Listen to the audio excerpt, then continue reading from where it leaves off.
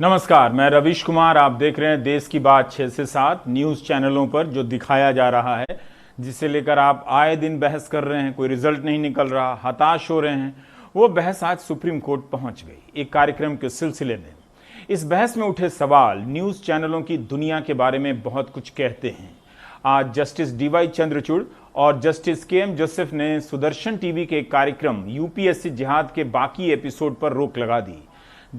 UPSC जिहाद के नाम से सुदर्शन टीवी ने 9 कार्यक्रम बनाए थे, 4 का प्रसारण हो चुका था और 5 पर रोक लगा दी गई है। इस बहस के दौरान मीडिया की नियामक संस्थाएं, रेगुलेटरी संस्थाएं, प्रेस काउंसिल ऑफ इंडिया और न्यूज ब्रॉडकास्टर्स एसोसिएशन की भूमिका को लेकर भी सवाल पूछे गए। जस्टिस चंद्रचूड़ ने कहा कि हमें आपसे यह पूछने की जरूरत है कि जब मीडिया में समानांतर आपराधिक जांच चलती है, संदर्भ समझिए सुशांत सिंह राजपूत, और किसी की प्रतिष्ठा धूमिल हो जाती है तो आप क्या करते हैं। प्रेस काउंसिल ऑफ इंडिया ने कहा कि नियम है इसके लिए, तो जस्टिस चंद्रचूड़ ने कहा कि अगर ऐसा होता तो हम रोज वो नहीं देखते जो देख रहे हैं। ऐसा लगता है कि इस कार्यक्रम का मुख्य उद्देश्य मुस्लिम समुदाय को कलंकित करने का है। एक स्थिर लोकतांत्रिक समाज का संपादन और सशर्त अधिकारों और कर्तव्यों का पालन समुदायों के सह-अस्तित्व पर, कोएग्जिस्टेंस पर आधारित है। हमारी राय है, जज साहब कह रहे हैं, कि हम 5 प्रतिष्ठित नागरिकों की एक समिति नियुक्त करें जो इलेक्ट्रॉनिक मीडिया के लिए कुछ मानक सुझाए। जस्टिस KM जोसेफ ने कहा कि कई बार पैनलिस्टों को बोलने की इजाजत नहीं दी जाती है और ज्यादातर समय एंकर बोलते रहते हैं और बाकी लोगों को म्यूट कर दिया जाता है। मीडिया की स्वतंत्रता नागरिकों की ओर से है। जस्टिस चंद्रचूड़ ने कहा कि इलेक्ट्रॉनिक मीडिया की शक्ति बहुत बड़ी है। इलेक्ट्रॉनिक मीडिया विशेष समुदायों या समूहों को टारगेट करके केंद्र बिंदु बना सकता है, प्रतिष्ठा को नुकसान पहुंचाया जा सकता है और छवि धूमिल की जा सकती है। इसे कैसे नियंत्रित करें? क्या राज्य ऐसा नहीं कर सकते? क्या ऐसे मानक नहीं होने चाहिए जिन्हें मीडिया स्वयं लागू करे और जो अनुच्छेद 19(1)(a) यानी बोलने की आजादी को बरकरार रखे? इस पर सॉलिसिटर जनरल तुषार मेहता ने कहा कि पत्रकारों की स्वतंत्रता सर्वोच्च है। जस्टिस जोसेफ के बयानों के 2 पहलू हैं। प्रेस को नियंत्रित करना किसी भी लोकतंत्र के लिए विनाशकारी होगा, वो कहते हैं। सुदर्शन टीवी के मामले में जस्टिस चंद्रचूड़ ने कहा कि एंकर की शिकायत यह है कि एक विशेष समूह सिविल सेवाओं में प्रवेश प्राप्त कर रहा है। यह कितना कपटी है। इस तरह के कपटी आरोप यूपीएससी परीक्षाओं पर प्रश्न चिन्ह लगाते हैं। यूपीएससी पर बिना किसी तथ्यात्मक आधार के ऐसे आरोप लगाए जा रहे हैं। इसकी अनुमति कैसे दी जा सकती है? क्या मुक्त समाज में ऐसे कार्यक्रमों की अनुमति दी जा सकती है? जस्टिस KM जोसेफ ने कहा, और इसे ध्यान से सुनिए, कि हमें विजुअल मीडिया के स्वामित्व को देखने की जरूरत है। कंपनी का संपूर्ण शेयर होल्डिंग पैटर्न सार्वजनिक रूप से वेबसाइट पर होना चाहिए। उस कंपनी के राजस्व मॉडल को यह जांचने के लिए भी रखा जाना चाहिए कि क्या सरकार, यह बहुत जरूरी है, क्या सरकार एक में अधिक विज्ञापन डाल रही है और दूसरे में कम डाल रही है। जस्टिस चंद्रचूड़ ने कहा कि एक एंकर एक खास समुदाय को टारगेट कर रहा है। अगर हम लोकतंत्र हैं तो एक स्टैंडर्ड तो होना चाहिए।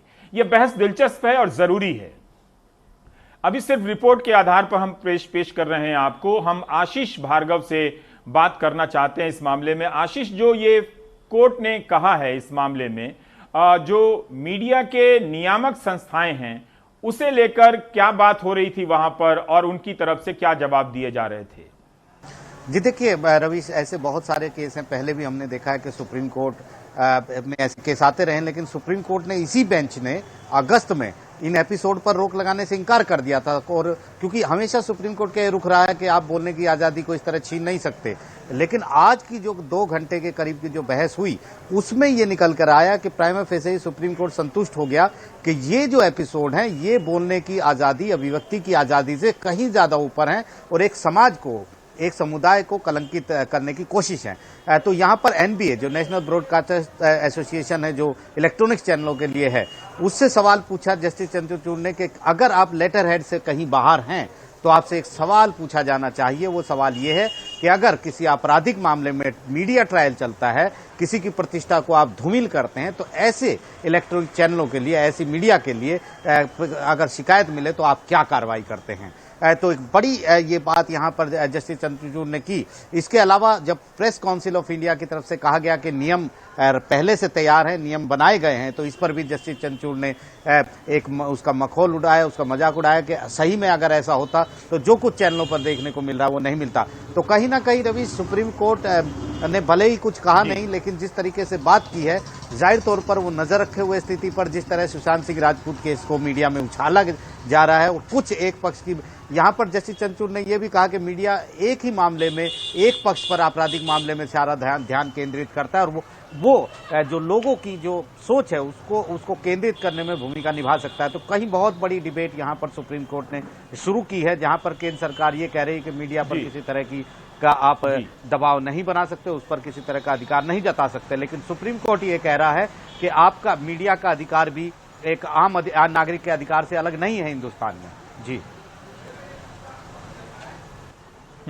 आशीष, ये भी है कि अगर बात चली है, बात तो हो सकती है, तो कम से कम सुप्रीम कोर्ट को तबलीग जमात के समय मीडिया के कवरेज को देखना चाहिए कि किस तरह से एक समुदाय को लगातार सैकड़ों चैनल से, दर्जनों चैनल से टारगेट किया गया और लोगों के दिमाग में जहर भर दिया गया।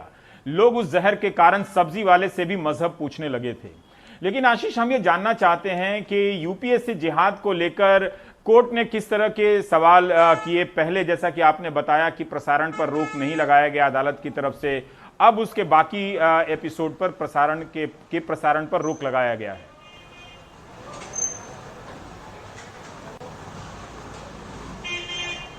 जी बिल्कुल, देखिए रवि, हम ये बताना चाहेंगे सुप्रीम कोर्ट में एक मामला ऐसा चल रहा है, लेकिन वो अभी उस पर बहुत लंबी हियरिंग नहीं हुई है। लेकिन कई हाईकोर्ट ने, बॉम्बे हाईकोर्ट समेत कई हाईकोर्ट ने पुलिस और राज्य सरकारों पर ये सवाल उठाए हैं कि तबलीगी जमात के जो लोग हैं उनको निशाना गलत तरीके से बनाया था पुलिस ने उस समय, और जिस तरह दर्शाया गया वैसा नहीं था।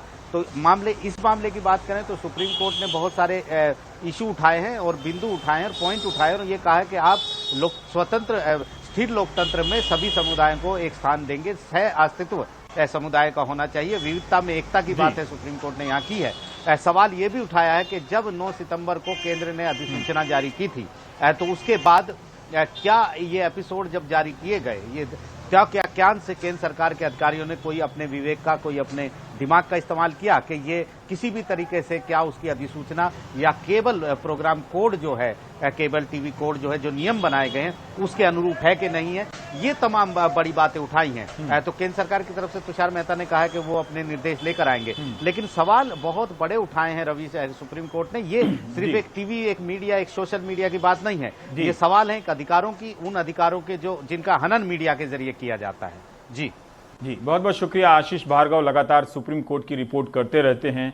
ये आप देखिए कि किस तरह से एक समुदाय विशेष के प्रति आपके दिमाग में जहर भरा जा रहा है, और अब आपके सारे फैसले उस जहर के संदर्भ में होने लगे हैं।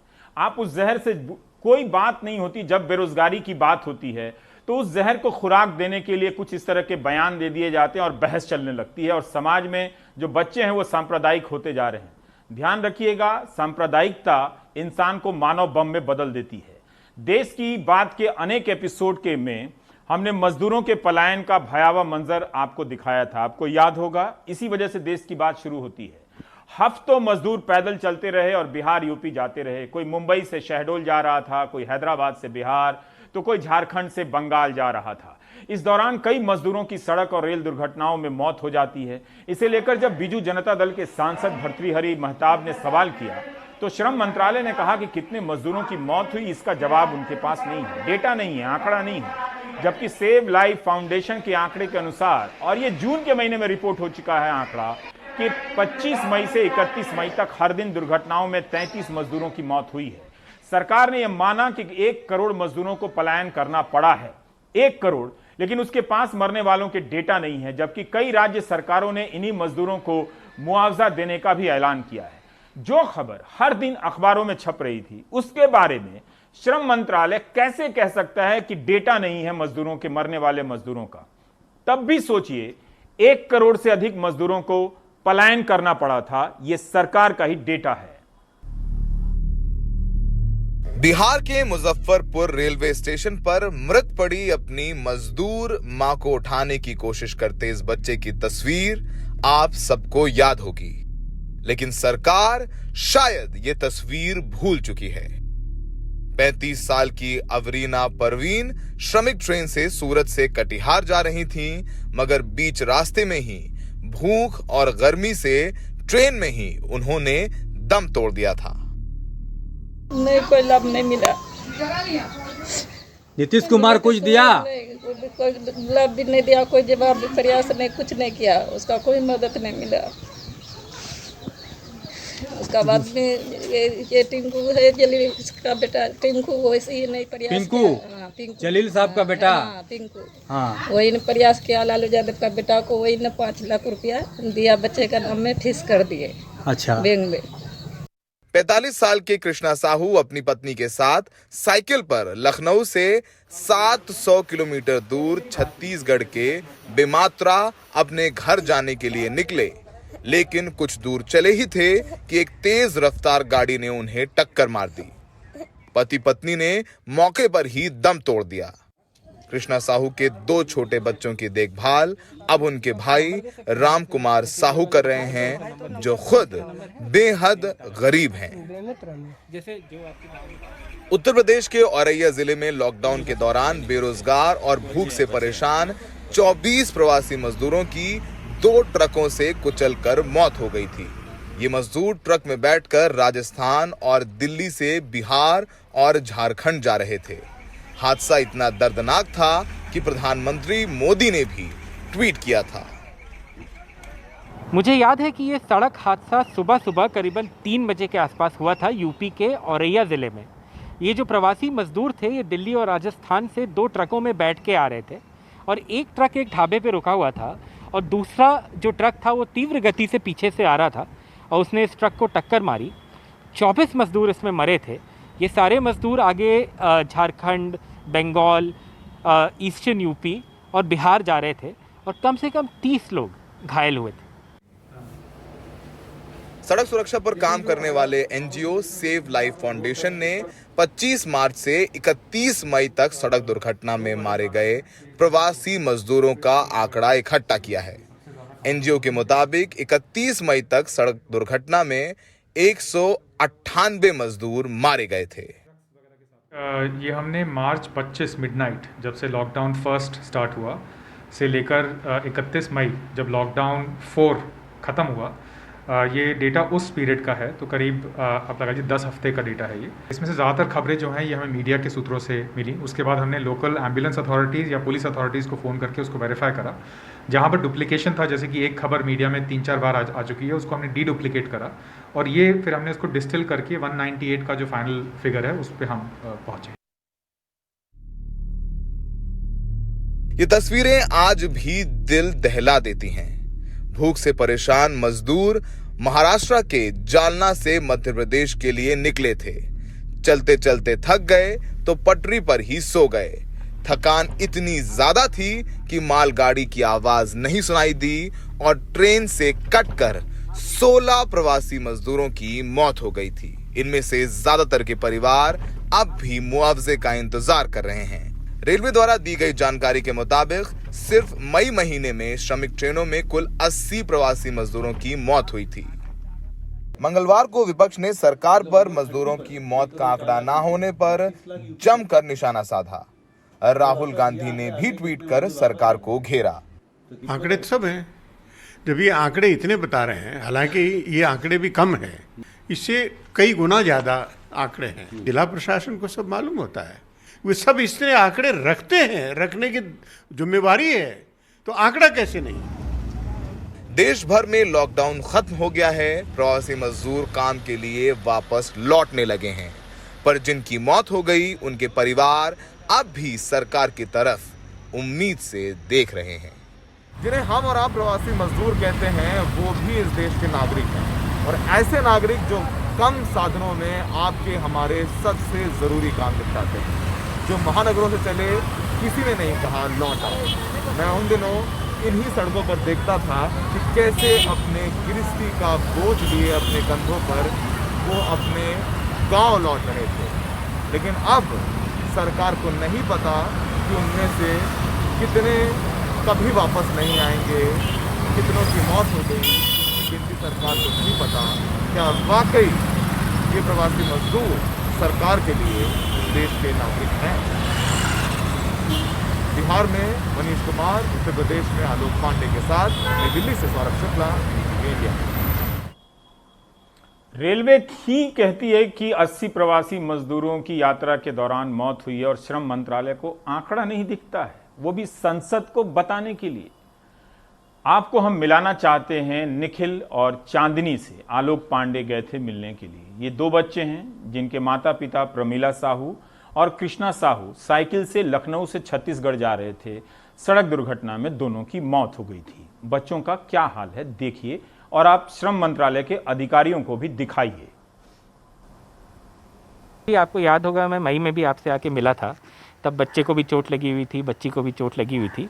अब मैं देख रहा हूँ कि ये काफ़ी स्वस्थ लग रहे हैं, खुश लग रहे हैं।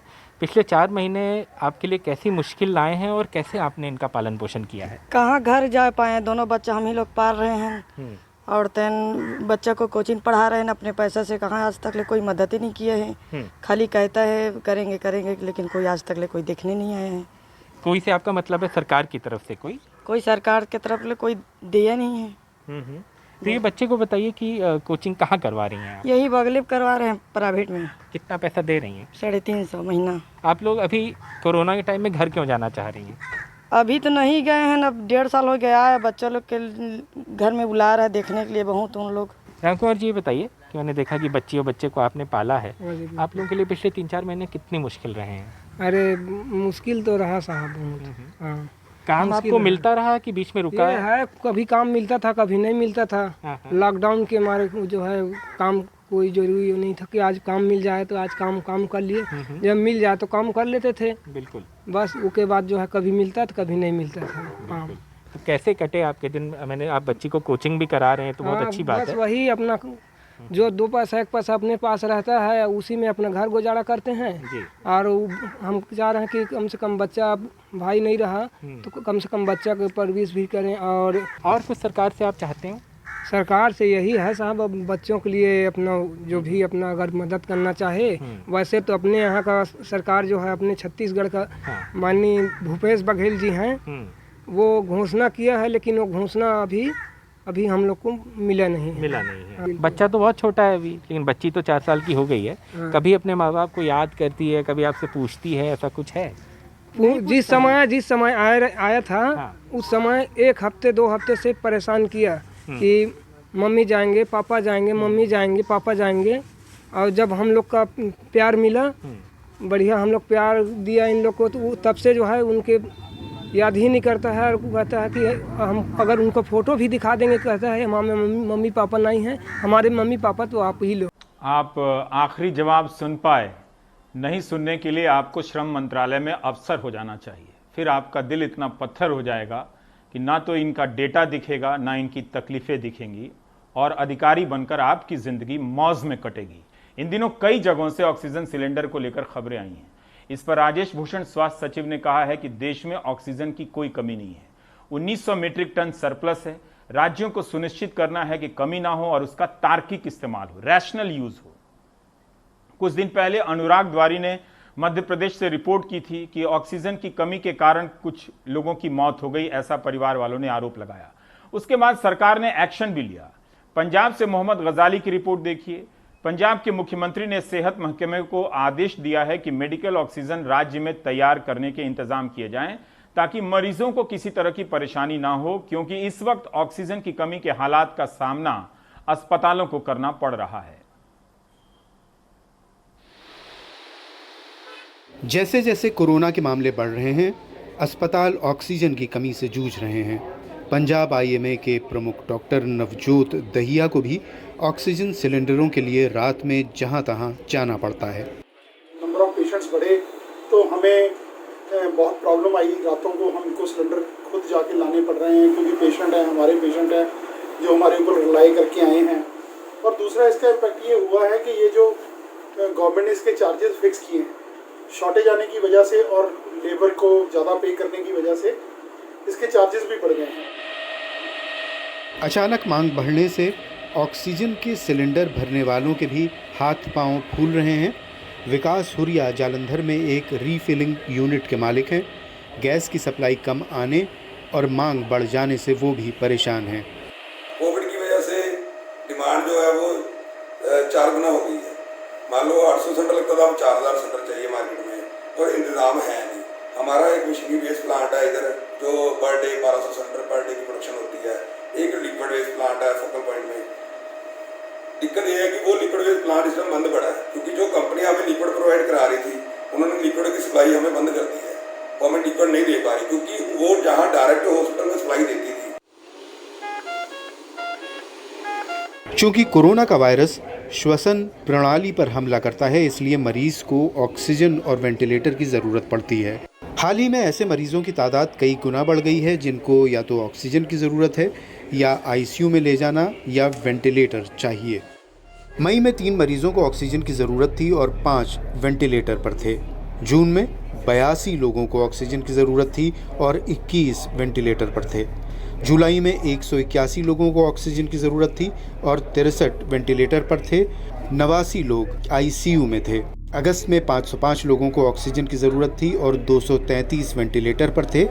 250 आईसीयू में थे। 10 सितंबर तक 544 लोग ऑक्सीजन पर थे और नाजुक हालत वाले 79 मरीज वेंटिलेटर पर थे। पंजाब नज़दीकी राज्यों से मेडिकल इस्तेमाल की ऑक्सीजन मंगाता है, लेकिन अब ये तय किया गया है कि कमी से निपटने के लिए राज्य में ही इसका इंतज़ाम किया जाए।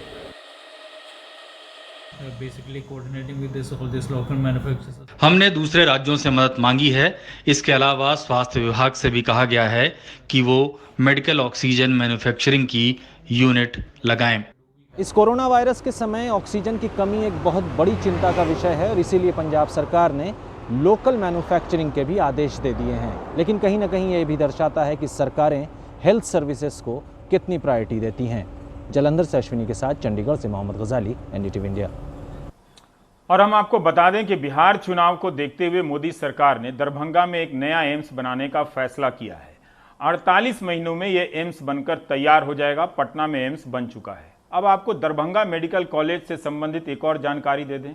1 दिसंबर 2016 को फैसला हुआ, केंद्र सरकार ने मंजूरी दी इसी प्रधानमंत्री स्वास्थ्य सुरक्षा योजना के तहत कि दरभंगा मेडिकल कॉलेज के 10-12 डिपार्टमेंट को सुपर स्पेशलिटी डिपार्टमेंट में बदला जाएगा। 2018 तक हो जाएगा।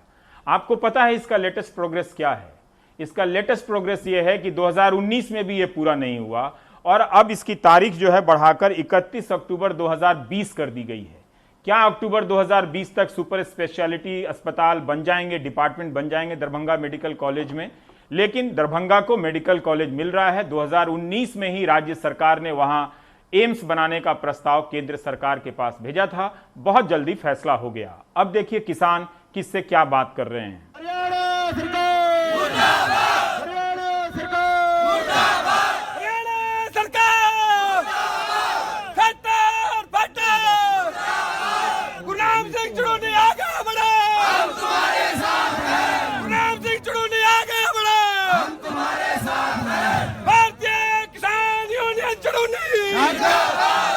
अब ये हमने 5 दिन का धरना घोषित किया है। आज 15 से 19 तारीख तक 5 दिन लगातार धरना चलेगा और सरकार फिर भी नहीं मानती। 20 तारीख को फिर हरियाणा जाम करेंगे, रोड जाम करेंगे, हरियाणा के पूरे हरियाणा को जाम करेंगे।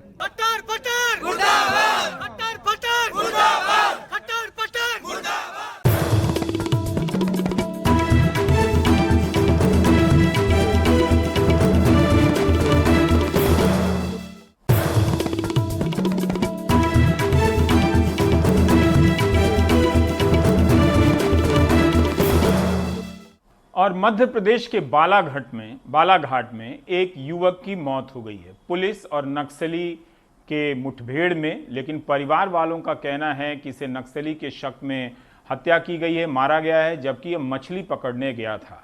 अब इस घटना की मजिस्ट्रेट जांच हो रही है और छत्तीसगढ़ सरकार ने मध्य प्रदेश सरकार को पत्र लिख दिया है। अनुराग की ये रिपोर्ट देखिए।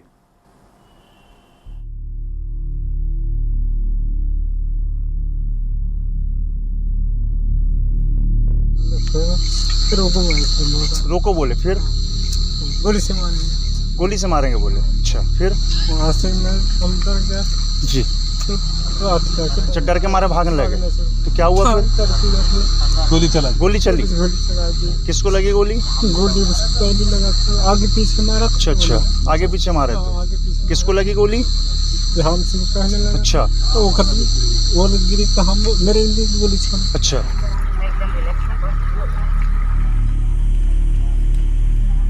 बोडला ब्लॉक में चिल्फी घाटी के आगे झलमला रोड पर है बालसमंद। ये गांव मध्य प्रदेश छत्तीसगढ़ की सीमा के आखिरी गांव मारा डबरा से कुछ पहले है। इसी गांव के नेम सिंह और झाम सिंह 6 तारीख को मछली पकड़ने जंगल गए थे। आरोप है कि इसी दौरान 2 वर्दीधारी लोग मिले और उन्होंने रुकने का इशारा किया। नहीं रुकने पर उन्होंने पीछे से गोली चला दी। एक गोली झाम सिंह को लगी और दूसरी नेम सिंह के मछली पकड़ने वाली डंडी को। मुठभेड़ की जगह पर एक बंदूक, झोले में पैक दाल चावल की तस्वीरें भी आ गईं। एक और तस्वीर आई इस पन्नी की जिसमें केंचुए थे। हालांकि ये सरकार ने नहीं भेजी। खेती करते हैं और जंगल से हमारा हर चीज़ होता है। वही हम जंगल, छोटा सी लड़का जाता है, बच्चा जाता है, बैल भैंस सब चीज़ जाता है वहाँ से। और आज जंगल में मार दिए और कल के डेट में ना घर में घुस के भी माँ बेटी महतारी को सब मारेंगे। ये बिल्कुल हो रहा है। घटना तो स्पष्ट है कि एक फर्जी मुठभेड़ है, क्योंकि जो ग्रामीण गए हुए थे वो मछली पकड़ने के नाम से गए हुए थे और छत्तीसगढ़ के एरिया में ही उनका होना बताया गया, क्योंकि शाम का टाइम था और ये वापस आ रहे थे। वापस आते समय जो है शायद इन्हें रुकने के लिए कहा गया, तो ये समझे कि भाई फॉरेस्ट के कोई सिपाही है, क्योंकि वो प्रतिबंधित एरिया है, तो इनको लगा कि हमको जो है हमारे ऊपर कोई कार्रवाई होगी या कुछ होगी करके लोग जो है शीघ्रता से इधर आने लगे।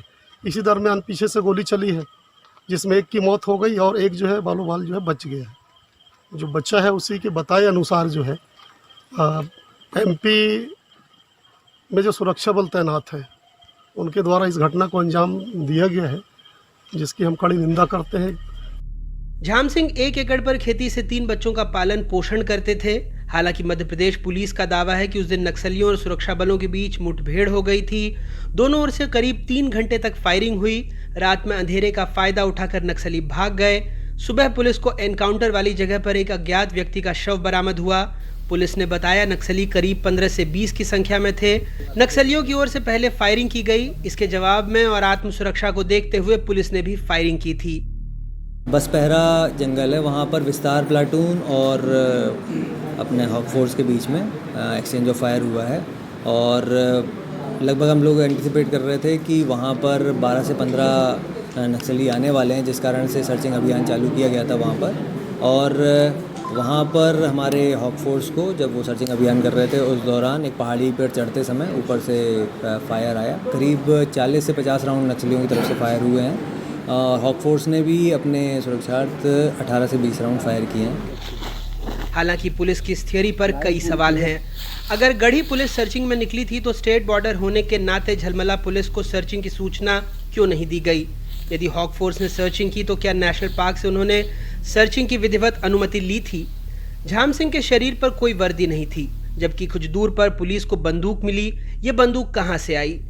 पुलिस के मुताबिक नक्सल मुठभेड़ हुई और गोलियां चली, तो क्या वहां पुलिस और नक्सलियों के बंदूकों के खाली कारतूस बरामद हुए हैं? इस मामले में छत्तीसगढ़ के कैबिनेट मंत्री मोहम्मद अकबर ने मध्य प्रदेश के गृह मंत्री, मुख्यमंत्री दोनों को खत लिखा है, लेकिन आरोप है कि अभी तक उन्हें कोई जवाब नहीं मिला है।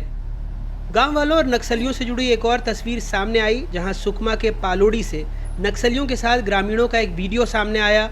पुलिस का दावा है कि ड्रोन से रिकॉर्ड किया गया ये वीडियो उनके एरियल सर्वेलेंस के दौरान मिला। मामला 9 सितंबर का बताया जा रहा है, जिसमें बड़ी संख्या में ग्रामीणों के साथ नक्सली सड़क काटने जा रहे हैं, ऐसा पुलिस का दावा है। सूचना मिलने के बाद मौके पर पुलिस पहुंची और मुठभेड़ के बाद नक्सली भाग खड़े हुए। छत्तीसगढ़ और मध्य प्रदेश की सीमा पर बालाघाट के करीब विस्तार दलम की सक्रियता बढ़ी है। ये तथ्य है कि कई नक्सली वहां पकड़े गए, मारे गए, विस्फोटक भी बरामद हुए। झाम सिंह के मामले में मजिस्ट्रेट की जांच चल रही है, लेकिन एक ऐसी मुठभेड़ कई सारी ऐसी मुठभेड़ों पर सवाल खड़े कर देती है। कई खबरें सामने आ जाती हैं, लेकिन कई बार देश की ये खबरें देश की सुर्खियों में छिप जाती हैं। बालाघाट से रुपेश और बस्तर से विकास और भोपाल से कैमरा पर्सन रिजवान खान के साथ अनुराग द्वारी, एनडीटीवी इंडिया। और ब्रेक के बाद पूर्वा चिटनिस की रिपोर्ट दिखाएंगे प्याज के किसानों की हालत पर।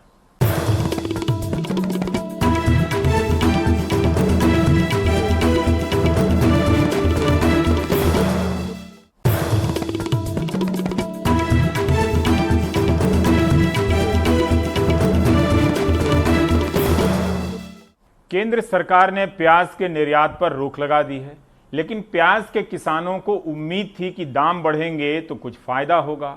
अक्सर जब भी किसानों के फायदे की बात आती है, उनकी जेब कट जाती है। पूर्वा चिटनिस की रिपोर्ट देखिए। महाराष्ट्र के नाशिक जिले की निफाड तहसील में संजय साठे प्याज उगाते हैं। देश में ये इलाका प्याज पट्टी के तौर पर जाना जाता है। इन्होंने अपने 1 एकड़ की खेत में 60,000 रुपए का प्याज बोया था, लेकिन पहले लॉकडाउन और फिर मॉनसून में भारी बारिश से इनकी करीब आधी फसल बर्बाद हो गई है। 1 किलो प्याज के इन्हें सिर्फ 3 या 4 रुपए ही मिल रहे थे। पिछले 1 महीने से मुनासिब दाम मिलने लगे थे, लेकिन केंद्र सरकार ने प्याज के निर्यात पर पाबंदी लगा दी, जिसके बाद दाम फिर घट गए हैं। मैंने 1 एकड़ प्याज लगाया था, 100-150 क्विंटल प्याज निकला। उसमें से 50% प्याज तो खराब ही हो गया, वो फेंक दिया। और जो 50% रह गया उसमें 2-4 रुपए किलो से बेचा है। और अभी थोड़ा फार बचा था तो उससे कुछ खर्चा निकलने वाला था। उसमें भी सरकार ने जो पाबंदी लगाई वो बहुत किसानों की हानिकारक है। सोमवार को आई केंद्र सरकार की अधिसूचना में प्याज के निर्यात पर रोक लगा दी गई। इससे पहले देश की सबसे बड़ी प्याज मंडी लासलगांव मंडी में दाम 3,000 रुपए प्रति क्विंटल से ज्यादा पहुंच गए। पाबंदी लगाने के खिलाफ मंगलवार को किसान ने मंडी के बाहर विरोध करते हुए रोक हटाने की मांग की। ऐसा निर्णय नहीं होना चाहिए था, क्योंकि किसान थोड़ा 2 पैसा मिलता है तो किसान को कुछ तो भी करने को चांस मिलता है। भारत से खाड़ी के देशों श्रीलंका और बांग्लादेश में प्याज निर्यात किया जाता है, लेकिन कारोबारियों का कहना है कि अचानक लगी पाबंदी से प्याज के 400 कंटेनर मुंबई के JNPT बंदरगाह पर अटके पड़े हैं, जिनमें 36 करोड़ रुपए का प्याज है। कल तक हमारा 400 से 500 कंटेनर कल बॉम्बे एयरपोर्ट पे पहुंचा था और बांग्लादेश बॉर्डर पे 500 से 600 प्याज की गाड़ी पहुंची हुई है। लेकिन सरकार ने 2-3 दिन पहले पहुंचने वाला माल भी और आज तक माल भी उसको पूरा बैन लगा दिया है। अगर वो माल वापस आता है और इधर का माल है, इसकी तुलना में किए तो भारी नुकसान करना पड़ सकता है। मंगलवार को एनसीपी प्रमुख शरद पवार ने भी वाणिज्य मंत्री पीयूष गोयल से फैसले पर पुनर्विचार करने को कहा। महाराष्ट्र के और नेताओं ने भी इस फैसले की आलोचना की। प्रधानमंत्री ने कहा था कि किसानों को दुगना पैसा मिलना चाहिए और उन्हें मुनाफा मिलना चाहिए, तो उन्हें कुछ पैसा कमाने दीजिए। महाराष्ट्र और पूरे देश भर के प्याज उत्पादक किसान केंद्र सरकार के इस निर्णय से आहत है और आंदोलन के जरिए अपना गुस्सा रस्तों पे उतर के व्यक्त करेंगे, इस प्रकार की मन बना चुके हैं। सरकार के लिए ये टेढ़ा मसला है। अगर वो थोक दामों को नियंत्रित करती है तो उपभोक्ता खुश होंगे, लेकिन किसान जिनकी रोजी रोटी इस पर निर्भर है वो जरूर दुखी होंगे। नाशिक से किशोर बेलसरे के साथ मुंबई से पूर्वा चिटनिस, NDTV इंडिया।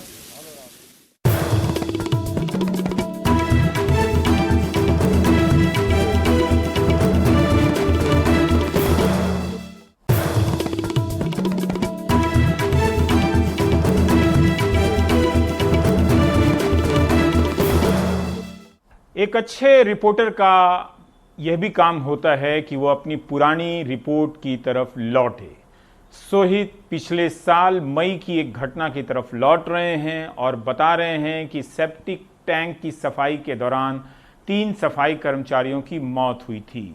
उनका परिवार 1 साल से ज़्यादा समय गुजर जाने के बाद भी न्याय का इंतज़ार कर रहा है। मुंबई से सटे मीरा भाईंदर में रहने वाले आजाद मुंबा के भाई अजय मुंबा अपने भाई की ही तरह सफाई कर्मचारी थे और नाले साफ करने का काम करते थे। 1.5 साल पहले एक सेप्टिक टैंक की सफाई करते समय जहरीली गैस की वजह से अजय और उनके 2 साथियों की मौत हो गई। हादसे को लगभग 500 दिन हो चुके हैं। परिवार वाले न्याय की उम्मीद कर रहे हैं, लेकिन ना ही किसी पर कार्रवाई हुई, ना ही परिवार को मुआवजा मिला। सरकारी नौकरी की भी घोषणा की गई थी, लेकिन हुआ कुछ नहीं। टोटल 8 जन गए थे। 8 जन में से इनको 5 जन को गैस चढ़ा था, जिसमें से 3 जन एक्सपायर हुए थे और 2 जन बच गए थे। उनको भी जब वो बचे थे हॉस्पिटल में से निकाला था, कान में से खून निकल रहा था, नाक में से निकल रहा था, मुंह में से, आँख में से, मतलब ऐसे देखने लायक हालत था ही नहीं। ऐसा कोई दिलासा भी नहीं है कि ऐसा हो कि भाई तुमको मिलेगा, ऐसा कुछ नहीं। हमने RTI भी फाइल किया, उसमें हमें पता चला कि सिर्फ FIR फाइल हुआ था इंसिडेंट के बाद, और हमने कॉम्पेंसेशन के लिए चार्जशीट और बाकी सारे डॉक्यूमेंट्स जो मांगे थे वो अब तक फाइल नहीं हुए। तो इसके बारे में हमने कलेक्टर से भी बात की।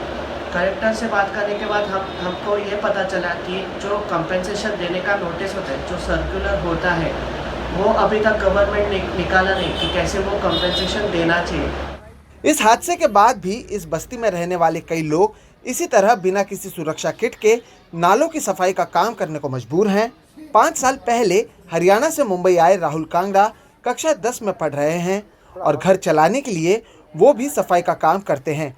कुछ महीने पहले पिता ने परिवार को अपने हाल पर छोड़ दिया, जिसके बाद मां की मदद करने के लिए राहुल को पढ़ाई के साथ सफाई का काम करना पड़ता है। डर तो बहुत लगता है, अभी क्या घर चलाने के लिए तो कुछ करना पड़ेगा ना। अभी डर तो हमको भी लगता है कि मेरे पीछे मेरे घर पे कोई नहीं है, मेरी मम्मी कब तक कर सकती है, आज 2 बहन है, बस ये दिक्कत है, इसीलिए करना पड़ता है। बाकी डर तो बहुत लगता है इस बारे में। इसके पापा चले गए थे छोड़ के, तो इसके लिए फिर मैं मेरे लड़के का सहारा लिया। मैं कहा मेरा लड़का काम करवाएगा मेरे साथ में। सरकारी आंकड़ों के अनुसार 2014 से 2019 के बीच 18 राज्यों में 376 सफाई कर्मचारियों की सीवर में मौत हुई। औसतन 5 दिन में 1 कर्मचारी की मौत हुई है। वित्त मंत्री की ओर से 2020 के बजट में नई तकनीक के उपयोग की घोषणा हुई थी, लेकिन जमीनी हालात कुछ और ही हैं। ये सौरभ का हाथ है जो आप देख रहे हैं। सौरभ, क्या हुआ आपके हाथ को? सर कांच लगा है। कब लगा और कैसे? वो काम पे गए तभी लगा। क्या कर रहे थे आप? सफाई करने गए थे, नाला सफाई। कितने दिन पहले की बात? 10 दिन पहले की बात। 10 दिन पहले का। परेशानी तो है सर, कोई सुविधा ही नहीं है, ग्लव्स नहीं है, मास्क नहीं है, अच्छे से डॉक्टर की, हम लोग बीमार हो जाते अच्छे डॉक्टर की भी व्यवस्था नहीं है। 1.5 साल बाद भी जहां अजय के परिवार वाले न्याय की मांग कर रहे हैं, तो वहीं इस बात का कोई भरोसा नहीं है कि भविष्य में किसी और के साथ ऐसा हादसा नहीं होगा। ये लोग खतरा मोलकर काम करने को मजबूर हैं और प्रशासन इन कहानियों से बेखबर है। इन छोटी छोटी गलियों में इस तरह के अनगिनत परेशानियां मौजूद हैं। प्रशासन की ओर से ज़रूर दावा किया जाता है कि चीज़ों को सुधारा जा रहा है, पर हकीकत यही है कि इन लोगों की ज़िंदगियां सुधरी तो नहीं हैं, लेकिन पिछले कुछ महीनों में इनकी परेशानियां और बढ़ गई हैं। मुंबई से कैमरा पर्सन प्रवीण जिरोहित के साथ सोहित मिश्रा, NDTV इंडिया। देश की बात की इन खबरों को देखते हुए क्या आपको अपना देश कुछ समझ में आता है, जिसके विश्व गुरु बन जाने का ऐलान हो चुका है? आप देखते रहिए देश की बात 6 से 7। नमस्कार।